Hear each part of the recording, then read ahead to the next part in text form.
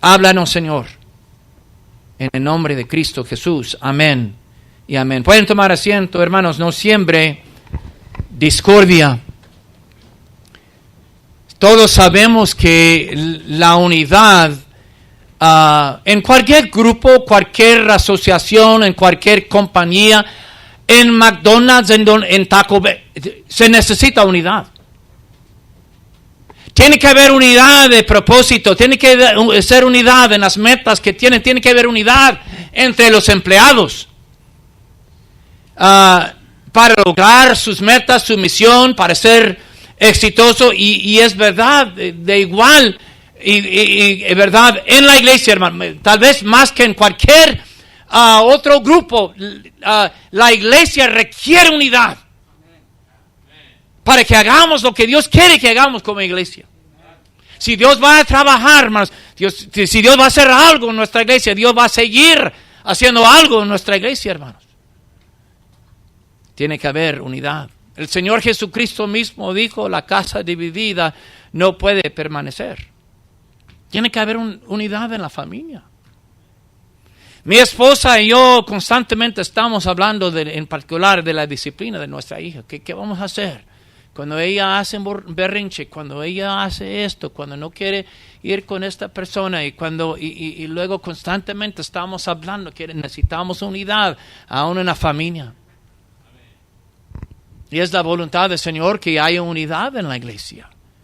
La palabra de Dios dice, os ruego pues, hermanos, por el nombre de nuestro Señor Jesucristo, que habléis todos una misma cosa, que no haya entre vosotros divisiones, sino que estéis perfectamente unidos en una misma mente y en un mismo parecer. 1 Corintios 1:10. Y ustedes saben, hermanos, que la iglesia de Corinto sufría de las divisiones y contenciones y problemas. Aquí estaban los ricos y los pobres y los esclavos y los de Pablo y los de Cefas y los de Apolos.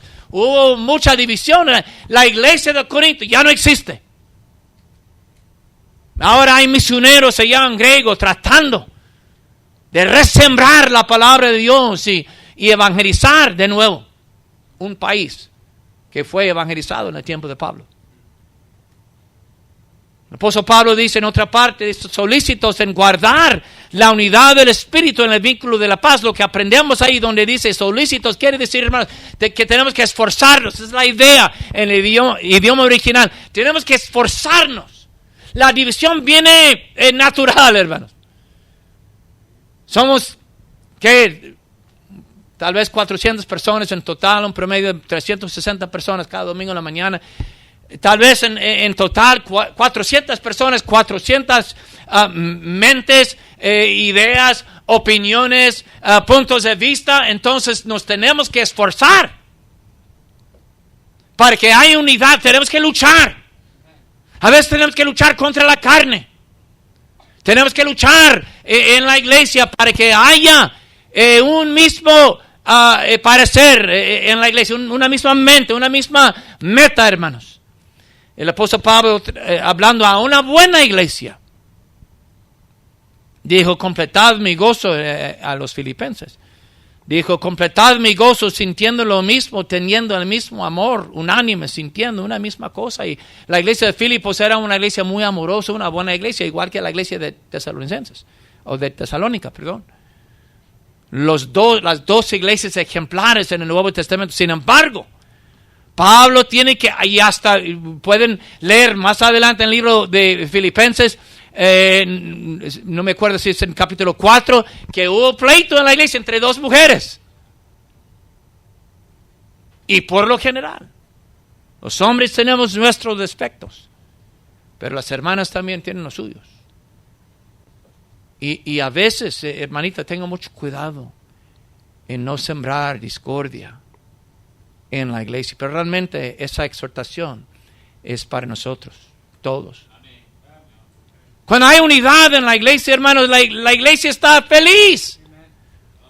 Mirad cuán bueno y cuán delicioso es habitar los hermanos juntos en armonía. Salmo 133:1, un hermoso texto, hermanos. Oh, hermanos, cuando hay unidad, cuando nos estamos llevando bien y cuando no hay pleitos y cuando no hay discordias, hermanos, y todos nos saludamos y estamos contentos y no hay rencores y no hay iras y no hay disensiones, la iglesia está feliz, queremos venir a la iglesia.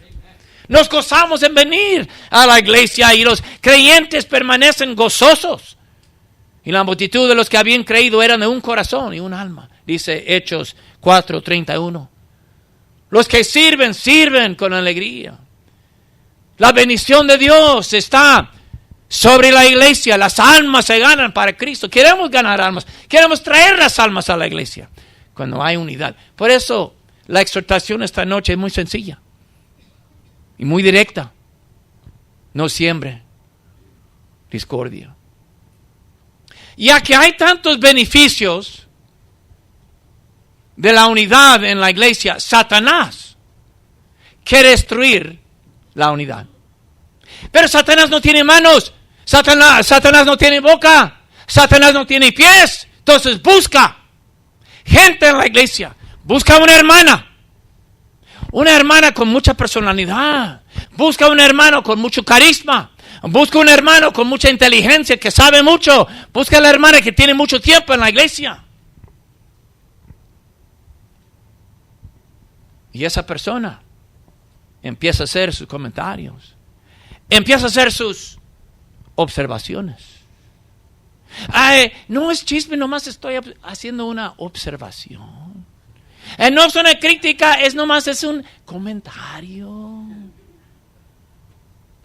Satanás quiere destruir la unidad de la iglesia y busca gente de adentro.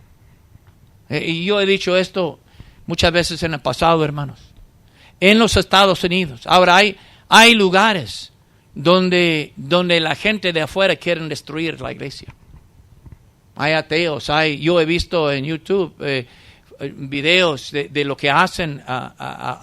Por ejemplo, en Oaxaca vi un video una vez de las gentes muy católicas destruyendo una iglesia de los hermanos ahí. Y no creemos en pastoras, pero la pastora de la iglesia había sido violada por uno de ellos. Entonces, en algunos países las iglesias se destruyen por fuera, pero en los Estados Unidos, hermano, las iglesias no se destruyen por fuera, se destruyen desde adentro. Gente sembrando discordia. ¿Quién está aquí sembrando? Levanten la mano si está sembrando discordia ahora, vamos a identificarlo. Entonces hay unidad perfecta en la iglesia, amén. Gloria sea al Señor, amén.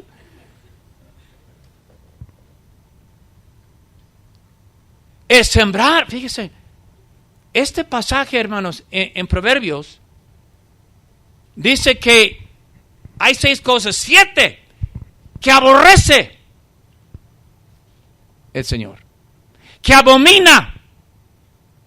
Y cuando pensamos en la abominación, en las cosas abominables, pensamos en el homosexualismo, pensamos en las drogas, el abuso de niños, pensamos en tantas cosas.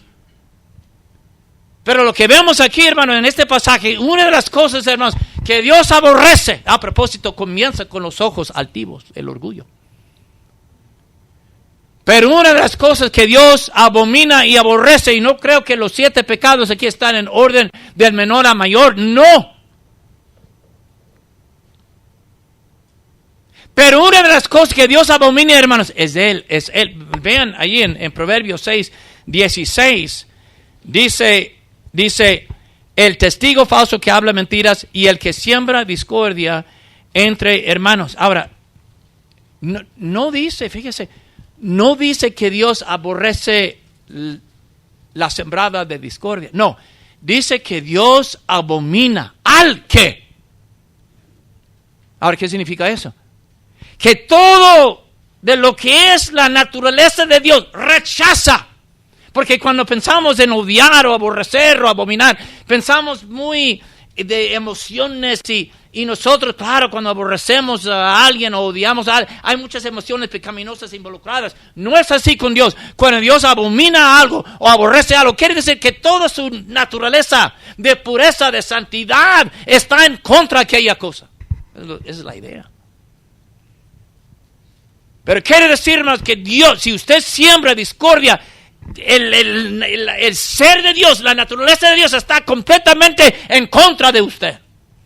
Son palabras fuertes, ¿no?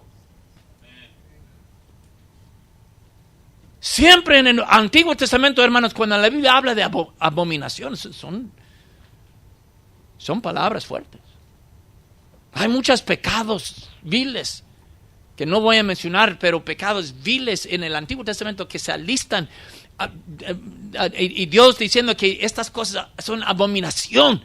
Yo los abomino, pero igual que abomina ciertos actos viles, Dios abomina a la persona.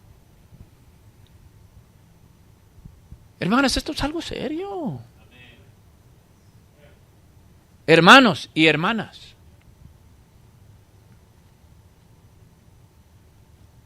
Absalón sembró discordia.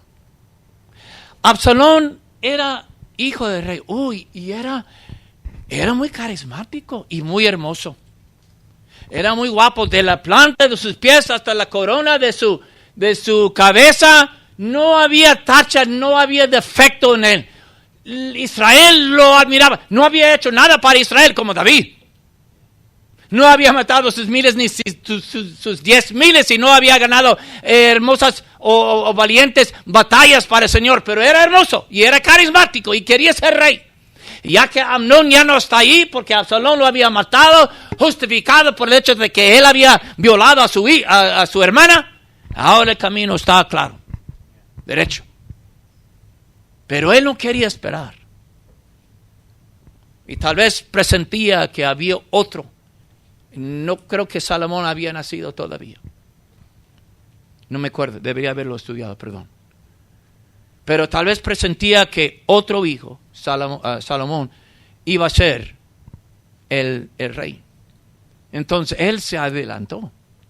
Entonces lo que él hacía, y a veces le voy a dar un resumen. A veces cuando leemos en voz fuerte, a veces no estamos pensando bien en lo que está diciendo. Necesitamos aprender a hacer las dos cosas.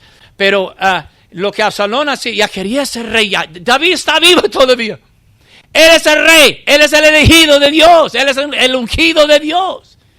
Sin embargo, tanto anhelaba tener poder y reinar y ser rey. Lo que él hacía, se levantaba muy de mañana. Era muy trabajador, fíjese. No era haragán como dicen algunos de ustedes.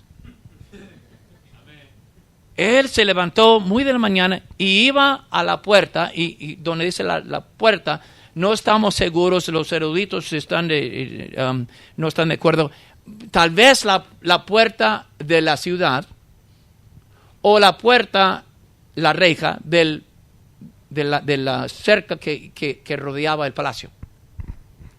Y cada vez que la gente venía, y venían de diferentes pueblos, de diferentes estados de Israel, diferentes tribus, y venían con sus causas, con sus demandas, con sus conflictos, con sus pleitos, y venían con el rey para buscar justicia y para buscar solución. Y entonces Absalón se quedaba allí a la puerta, y cuando ellos venían, ellos sabían que era príncipe, cuando ellos hacían sus reverencias o se inclinaban, él los agarraba y los levantaba.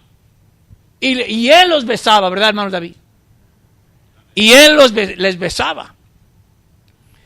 Y aún antes de que hablara la persona, él ya está diciendo, tú tienes derecho, tus motivos son buenos, tu causa es buena, tus asuntos son justos.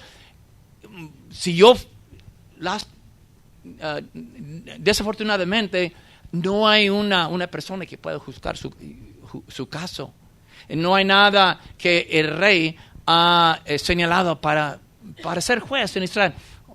Si yo fuera juez, yo estaría a tu lado. Y yo no sé por cuánto tiempo lo hacía, pero él estaba ganando simpatizantes de todo Israel, porque venían y luego esas personas regresaban y decían, hemos visto a Absalón, se debería ver su pelo, así como esos de los tiempos medievales, ¿verdad? Muy bonito. Era muy... bueno, yo no sé quiénes son. Bueno, piensen en un hombre muy fuerte, alto, ¿verdad? Con pelo muy largo, ¿verdad? Así era Absalón. No, ¿por qué me está mirando a mí? Bueno,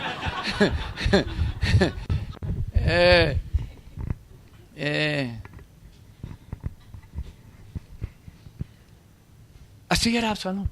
Y la gente regresaba a sus pueblos. Hemos visto al príncipe. Wow, sería bonito tener a Absalón de rey. Y él me decía que mi causa, mi motivo, mi demanda era buena. Entonces así robaba los corazones de la gente. No vimos todo el pasado, no leímos todo. Pero luego él pudo convencer a Ahitofel, que era el consejero principal de David, cuyo consejo que se consideraba consejo de Dios. Así era tan sabio Ahitofel. Tanto fue que más adelante, cuando su consejo no fue aceptado, ¿sabe lo que hizo? Se ahorcó. Y luego tenía toda la gente que había ganado sus corazones, y luego su séquito, y luego Ahitofel, y luego puso espías en todos los pueblos, y a una sola vez todos iban a gritar: Absalón, reina en Hebrón.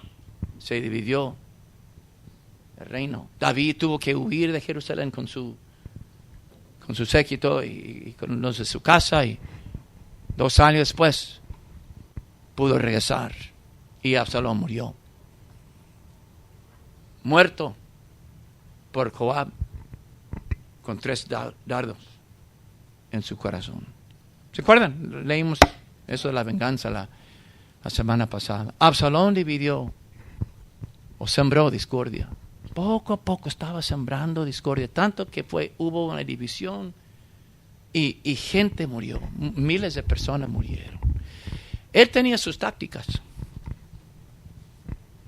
Y quiero hablar de esas tácticas que la gente que siembra discordia utiliza cuando lo hacen. Primeramente, la primera táctica que usan es por impresionar a otros con su propia importancia. Tratan de impresionar a otros con su propia importancia. No tiene el... ok. Quiero que vean en versículo 1 de 2 de Samuel 15. 2 de Samuel 15.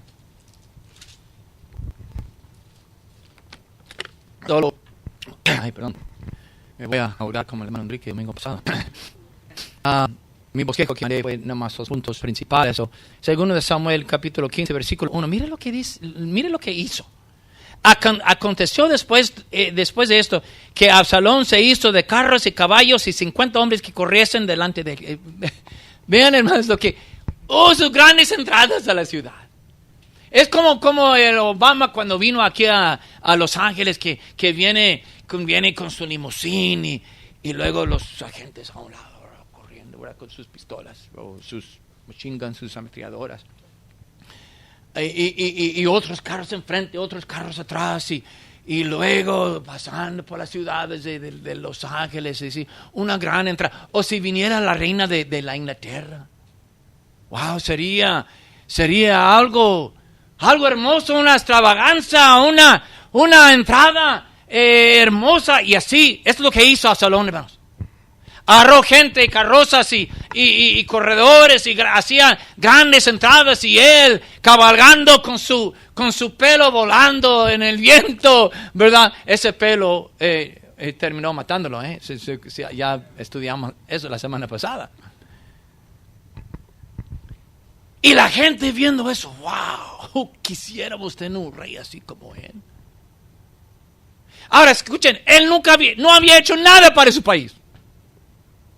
Cantaban de David, Saúl mataba sus miles y David sus 10,000. La presencia de Jehová estaba sobre David. David salía y ganaba grandes batallas para Israel y para la gloria de Dios en su sencillez. Absalón no había hecho nada, pero ya estaba agarrando sus seguidores. Sembramos discordia, hermanos, cuando impresionamos a otros con nuestra propia importancia. Cuando empezamos a levantarnos a nosotros y a traer la vista, ya automáticamente algo está sucediendo en la iglesia. Yo temo a la gente con mucha carisma, la verdad. Yo temo a la gente que tiene grandes personalidades. Nos temo. Pero así fue. Absalón. Hay una persona que se llama, tenía el nombre del autor aquí, pero compuso un libro o escribió un libro titulado Divisiones en la Iglesia. Y con muchas entrevistas con pastores que habían pasado por divisiones en su iglesia, el autor pudo hacer una lista de las características de las personas que dividen las iglesias, que siembran discordia en las iglesias. Son egoístas. No admiten cuando están en error, o sea, son arrogantes. Tienen hambre de reconocimiento personal y gloria. Son insubordinados, o sea, no se someten a la autoridad. Son engañosos. Atribuyen al pastor motivos equivocados. No aceptan enseñanza. Y abanderan las causas y las quejas de otros. Eso es exactamente lo que hizo Absalón. They champion the causes of others.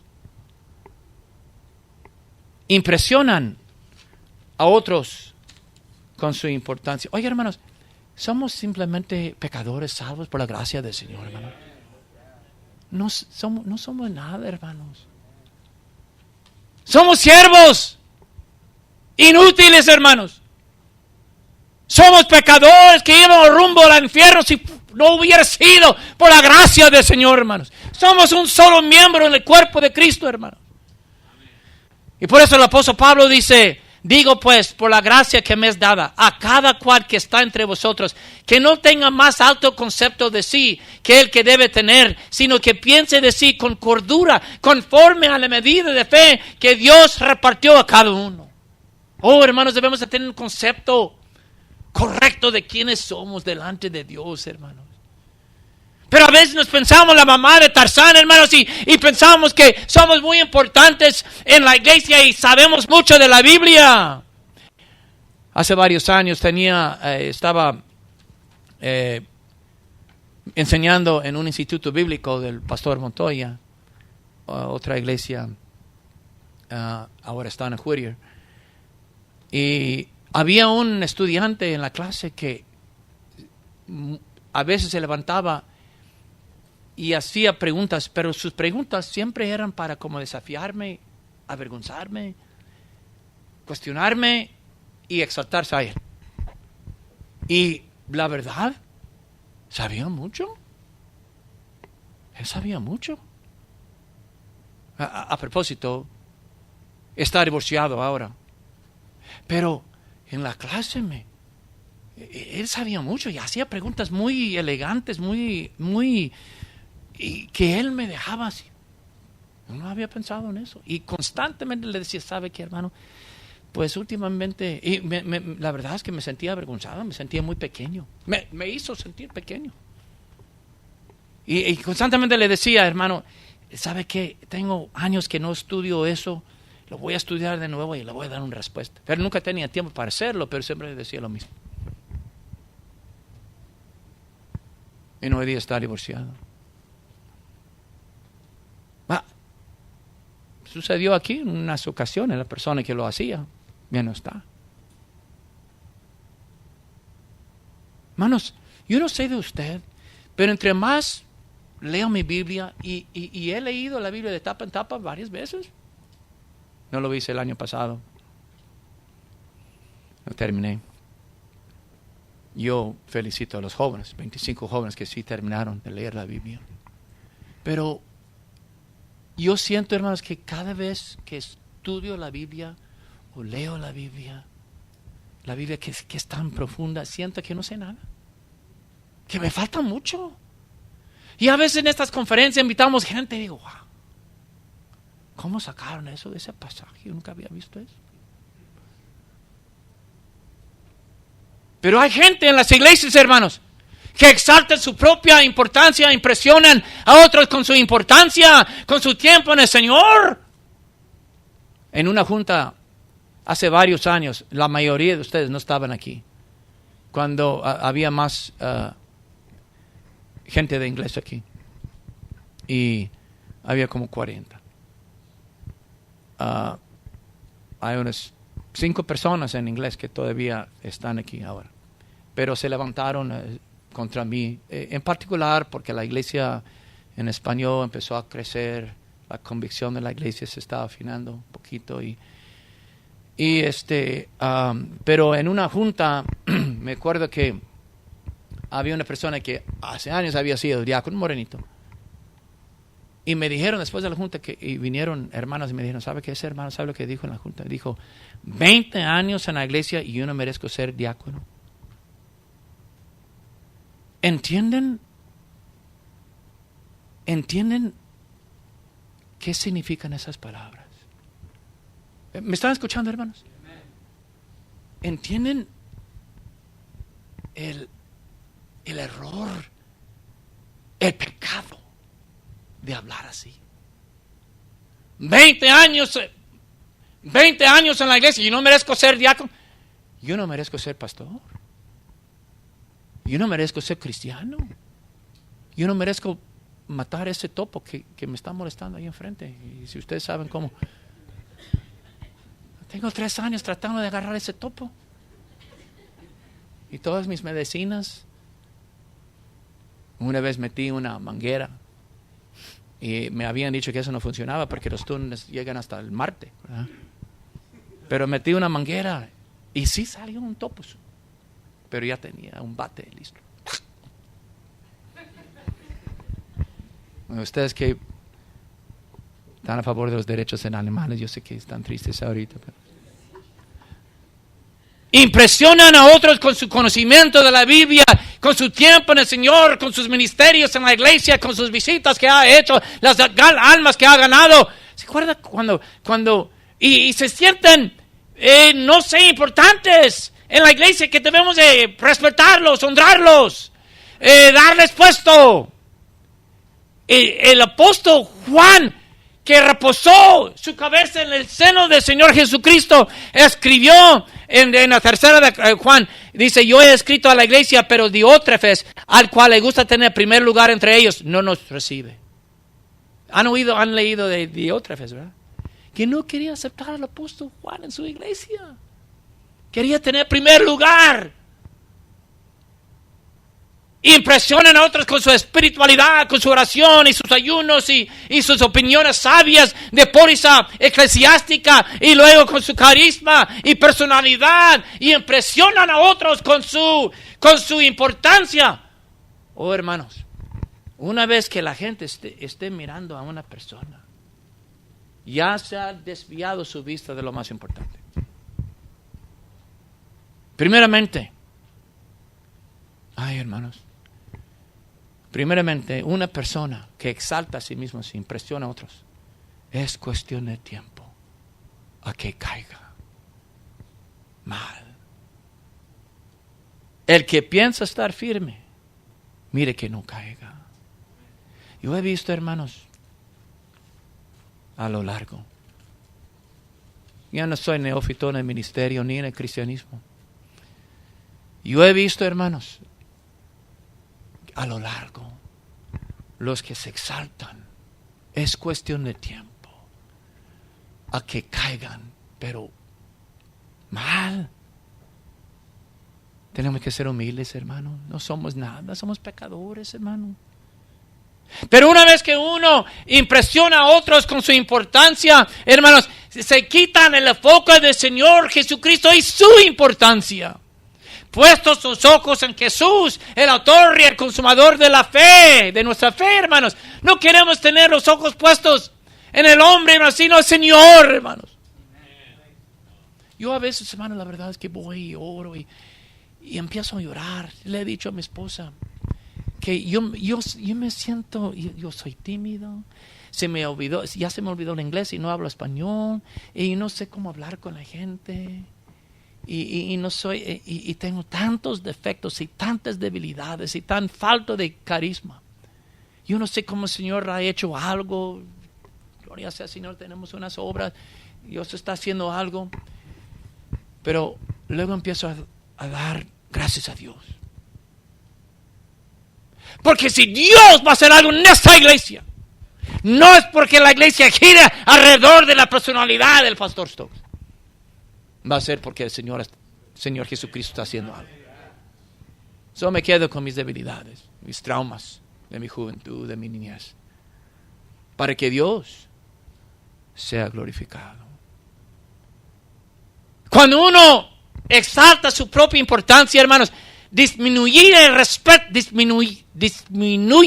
respeto que se debe al líder verdadero. En este caso, el pastor, o en una clase.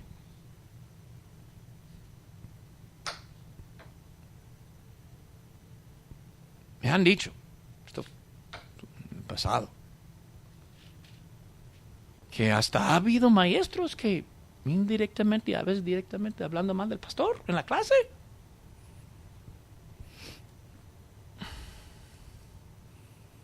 Queremos hablar de Jesús, hermano. Un morenito, ese que le dije que tenía 20 años en la iglesia, no era diácono. Vino otro hermano de la iglesia. Hace más de 10 años, el ministerio de inglés se levantaron los morenitos en contra del pastor. Y tenían sus cartas, mandaron cartas. Y fue algo muy feo, se involucró la ley, abogados, fue algo. Los fondos de la iglesia fueron congelados en el banco. Fue un tiempo perdí mucho peso. Había mucho estrés en la iglesia, mucha división. Por eso el grupo de inglés, pues casi ya no, hay unos cuantos. Pero uno de ellos vino conmigo y me dice, parece que tenemos 2 pastores en la iglesia. Sí, usted y el hermano McLaurin. Ya sabía que tenía problemas. No hay 2 pastores. Pero eso es lo que pasa. Cuando uno promueve o trata de impresionar a otros con su propia importancia, quitamos el enfoque del Señor Jesús, se está alistando para una caída en su vida personal, disminuye el respeto que se debe al verdadero líder y la iglesia empieza a dividir. ¿Se acuerda de Corinto? Yo soy para Pablo, yo estoy con Cefas, yo soy de Cristo, yo soy... Alrededor de personalidades la iglesia se dividió. Porque la gente empezaba a pegarse a ciertas personas. ¿Sabe que Satanás trató de impresionar a los ángeles con su importancia? ¿Y no es cierto que se dividió el cielo? Para decirlo así, se dividió el mismo cielo.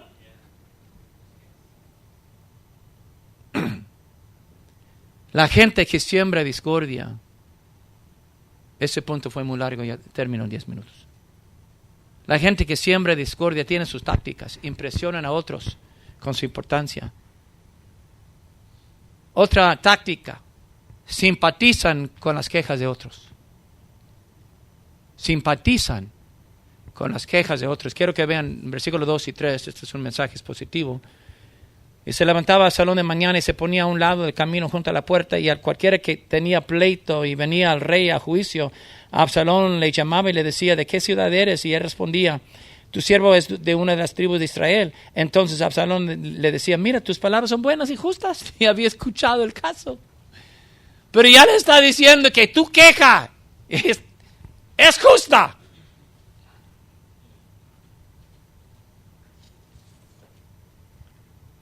Yo estoy a tu lado. Levántate, no ¿por qué estás en la tierra besándola? No, yo te voy a besar a ti. Ahí comenzó todo eso de besar a los bebés cuando uno está corriendo para presidente. El pastor dijo eso. Pues ¿quién soy yo para criticar? Pero si yo fuera pastor, yo nunca habría dicho eso. Simpatizando con las quejas. ¿El pastor de joven no visitó a su hijo? Es buen hermano, pero... ¿La encargada de la sala cuna hizo esa regla? Pues es buena hermana y sí, hay que tener disciplina, pero... ¿hizo esa regla? ¿Esa hermana le dijo eso? Pues no debemos de criticar y no debemos de chismear, pero... ¿el maestro de la escuela dominicana le dio un dulce a su hijo? Pues yo sé que tiene muchos años en la iglesia la hermana, pero parece que debemos de orar por ella porque tiene un problema con el favoritismo. O sea, simpatizando con las quejas. Básicamente es chisme. Es el chisme. A mí me gustaría ser invisible y estar bajo esos árboles.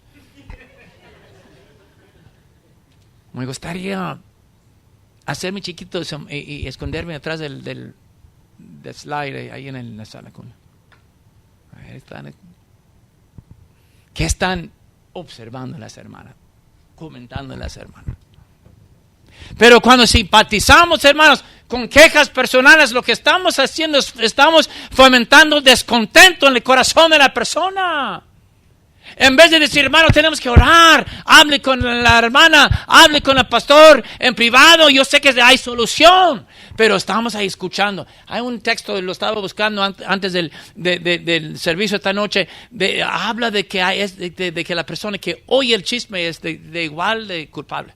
Que es, se me olvide, me lo pueden buscar, pero hay un texto en la Biblia que habla de la persona que oye el chisme, que es igual de pecado. Y estamos causando a otros a que tengan aversión a su propia iglesia.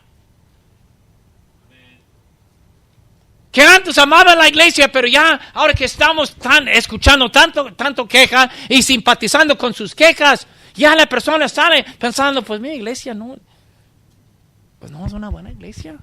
Que antes amaba la iglesia, pero porque la otra persona, en vez de enderezar a la persona o dirigirlo bien, está simpatizando. Sí, es cierto. Tienes razón. Tienes el derecho. Somos miembros iguales. El pastor también es pecador. La hermana también debería.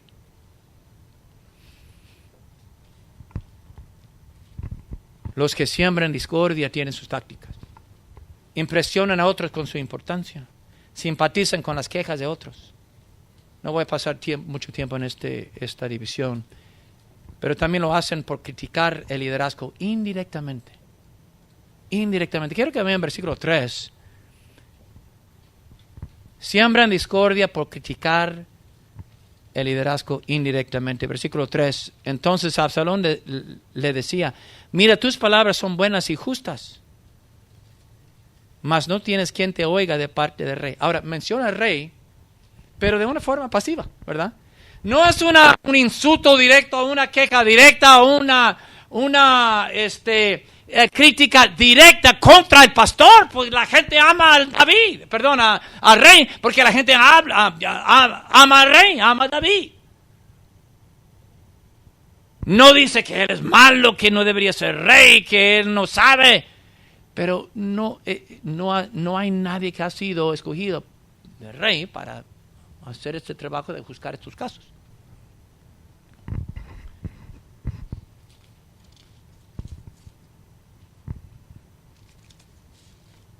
Yo tenía, antes de ser maestro, antes de ser pastor, fui maestro en he sido maestro en 3 escuelas. Y estuve en una escuela en el este de Los Ángeles. Ya estaba terminando mi carrera de maestro porque la iglesia estaba creciendo y la iglesia podía darme un salario modesto en que podía vivir. Pero en la última escuela donde yo estuve, ahí en el South LA, el sur de Los Ángeles, corrieron a la directora. La directora tenía su temperamento, pues no sabía cómo hablar con la gente. Pero los otros maestros hicieron su vida tan difícil que tuvo una derrota de nervios.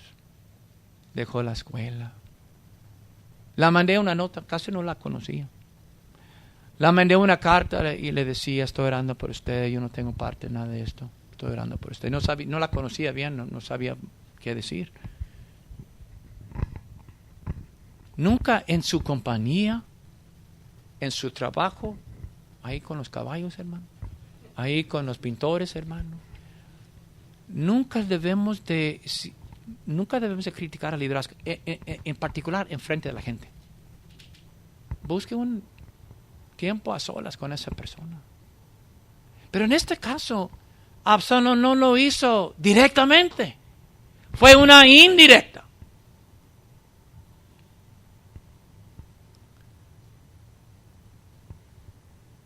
Y hay personas que a veces critican al maestro de escuela dominical, o al pastor de jóvenes, o al pastor, o el diácono, o la persona encargada de y de lo otro. Creo que les conté de un hermano que estaba en la iglesia hace años. Y mandé a este hermano a hacer una visita a una persona que había visitado nuestra iglesia, y por accidente, si no me equivoco, por accidente mandé al hermano Gilberto a la misma residencia. Y llega el hermano Gilberto ahí y oye que el que había mandado, que era miembro aquí, estaba criticando al pastor. Con personas nuevas. Esa persona, con el tiempo se fue de la iglesia, fue a otra iglesia, comenzó su propia iglesia. Él y su esposa ya no están en la iglesia. Ya no están en los caminos del Señor. Ya voy terminando con la última táctica. La gente que siembra discordia lo hacen por impresionar a otros con su importancia, por simpatizar con las quejas de otros, por criticar el liderazgo indirectamente. Y por último, por reunir un grupo para apoyar su causa. ¿Están escuchando, hermanos? Reunir un grupo. Quiero que vean cómo lo hizo Absalón. En versículo 6 dice que robaba Absalón el corazón de Israel. Versículo 11. Y fueron con Absalón 200 hombres de Jerusalén convidados por él, los cuales iban en su sencillez sin saber nada. Lo que él hizo es que cuando él iba a Hebrón para ser coronado rey, les dijo a 200 soldados, hey, vengan para acá. Ellos no sabían que indirectamente iban a participar en la rebeldía. No sabían nada, pero fueron. Entonces Absalón está como tratando de manifestar su poder a la gente o su control con tantos soldados. Ellos no sabían nada. Y luego, claro, con la gente que sus propios siervos. Y luego en versículo 12, las últimas palabras ahí, dice, y mientras Absalón ofrecía los sacrificios, llamó a Ahitofel. Buscó una persona importante. Y luego en 13, en un mensajero vino David diciendo, el corazón de todo Israel se va atrás a Absalón. No fue todo Israel, pero se miraba así como había muchos. Ahora, escuchen, reunió su grupo.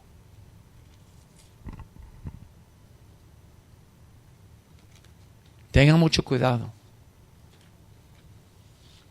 en grupitos. Lo voy a hacer práctico en un momento. Pero esto sucedió, ¿se acuerdan? En el libro de Números. ¿Se acuerda de Coré y Datán? Ellos reunieron ¿a cuántas personas? 250 gentes.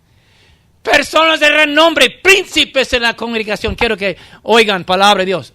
Oiga, lo dice, Y se levantaron contra Moisés con 250 varones de los hijos de Israel, príncipes de la congregación y los del consejo, varones de renombre, y se juntaron contra Moisés y Aarón y les dijeron: basta ya de vosotros, porque toda la congregación, todos ellos son santos y en medio de ellos está Jehová. ¿Por qué pues os levantéis vosotros sobre la congregación de Jehová? Moisés y Aarón no se habían levantado, Dios los había levantado. Pero vienen Coré y Datán con el deseo de tener sacerdocio. Pero buscaron a 250 líderes, gente famosa y fuerte. Oh, Moisés tenía problemas. Oró y Dios destruyó a esta gente. Abrió la tierra y la tierra se los tragó con el tiempo. Léalo. No haga grupitos. Venga para acá, vamos a orar en mi casa. ¿Suena familiar? Vamos a tener una reunión de... No, venga a la casa del Señor para orar. Traiga su petición a la iglesia. Vamos a tener tengo una petición personal aquí. Vamos, venga para acá. Vamos a tener chips y nachos y vamos a orar todos juntos. Vamos a un restaurante, vamos a tener un estudio profundo en el restaurante. Yo les voy a enseñar. Oigan, hermanos, estoy hablando de cosas que yo he visto, aún últimamente.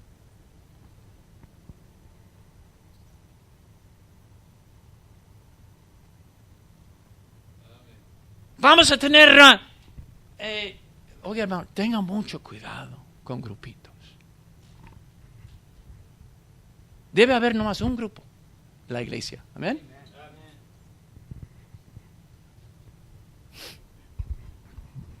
Hace muchos años, gracias a Dios, el Señor me dio la victoria. Pero con esos morenitos tuvieron un grupito. Tuvieron una reunión en la casa y que iban a elegir otro pastor. Y llegué un día, estaban cambiando las chapas, todas las chapas de la iglesia. Llegué a la mera hora. Llamé a la hermana Miller, llamé al hermano Chuy. Vinieron y estaban las policías. Pusieron a uno de los señores en esposa. Pasé por muchas cosas. Hermana Lola estaba aquí, hermano Martín. Algunos de ustedes. Durante ese tiempo había una hermana, no sé si, ella se llamaba profetisa. Por eso la tuve que bajar de su clase, porque ella ahora se estaba declarando que era profetisa. Solo le quité su clase. Entonces dejó de reunir su clase en un salón y fue al comedor. Puso una mesa ahí y por varias semanas enseñó otra clase allí. Y ella, yo no sabía, pero cuando la escogí de ser maestra de escuela dominical, yo no sabía porque era nuevo en la iglesia. Ya había tenido una derrota de nervios, era una persona media ida.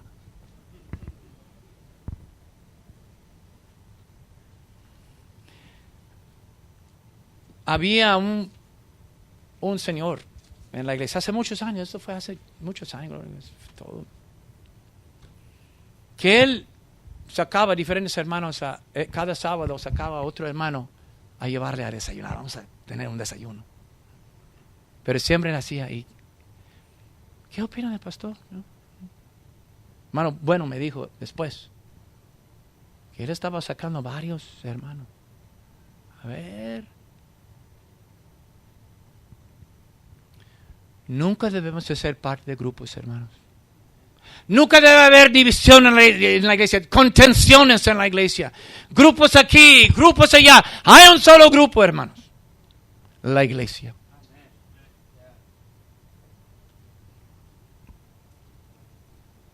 Y cuando alguien quiere comenzar otro grupo, hay una razón. Pues aquí en la iglesia no oran como deberían orar. Aquí en la iglesia no enseñan como deberían enseñar. Aquí no se practica la santidad como deberían practicar. Vamos a los elegidos aquí, los electos aquí. La decisión. Oigan, hermanos, y termino con esto. A mi vergüenza.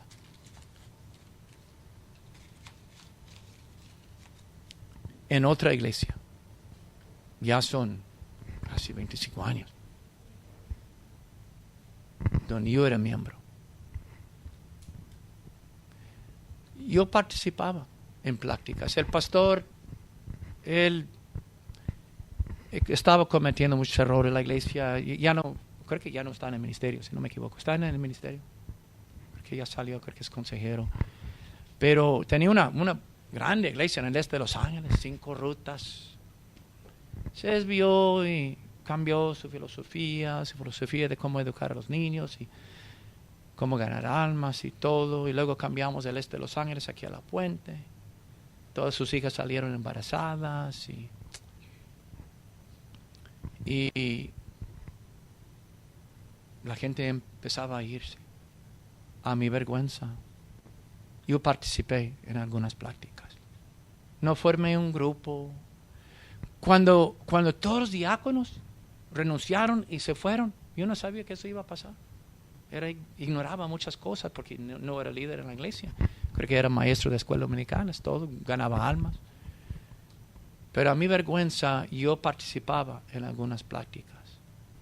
Entonces ya después de varios años siendo pastor y ahora entendiendo, no para justificar a ese pastor, porque él cometió muchos errores, muchos.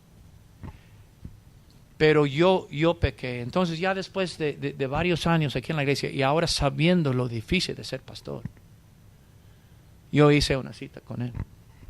Y cuando hablé con él por teléfono, sospechó mi motivo. ¿Por qué? Le dije, pastor, yo quiero pedirle perdón por algunas actitudes. Nos reunimos allá en Glendora y le pedí perdón. Y él estaba bien. Él estaba feliz con su ministerio y un grupo de gente. Pero eso fue cuando yo perdí al ministerio de inglés. Ahora es cuando me di cuenta. Yo en parte, lo que usted siembra, cosecha. Lo que usted siembra, cosecha. No siembre discordia, hermanos. No participe en prácticas, no participe en comentarios, observaciones, en chismes. No simpatice con quejas, no forme grupos. Vamos a poner el énfasis en el Señor Jesucristo, hermanos.